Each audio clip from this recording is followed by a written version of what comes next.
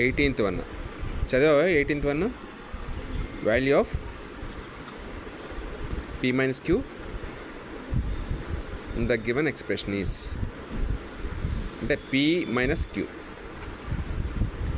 ఇక్కడ ఎక్స్ప్రెషన్ ఇచ్చింది 500 is in terms of sum plus some. 500 అనింది 2 నెంబర్స్ యాడ్ చేస్తే 500 వస్తుంది అన్నాడు. ఓకే, సో ఎక్కడి నుంచి స్టార్ట్ చేసాం? ఏది? సో స్టార్టింగ్ ఏదైనా చేసావు 200 is equal to 124 plus how much? దీని అర్థం ఏంటో తెలుసా నీకు? తెలీదా? 200 దేనికి ఈక్వల్? ఇదేంటిది?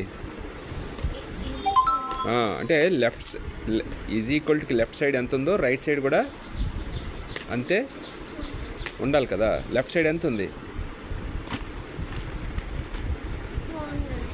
Right side 124. 200 కంటే తక్కువే కదా.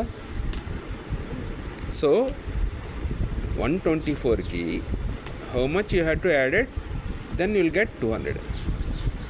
బ్యాలెన్స్ అవ్వాలి కదా. లెఫ్ట్ సైడ్ 200 ఉంది, రైట్ సైడ్ ఏమో 124 ప్లస్ సంథింగ్. 124 అన్నది 200 అవ్వదు కదా. 200 అవ్వాలంటే 124కి ఎంత యాడ్ చేస్తే అవుద్ది?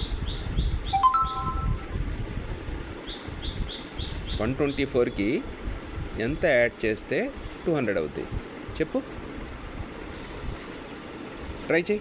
సో ఒక ప్రాబ్లం ఉందంటే అది ఎక్కడి నుంచి మనము ట్రై చేస్తే మనకి అచీవ్ చేయగలమో ఫస్ట్ మైండ్ పెట్టుకోవాలి.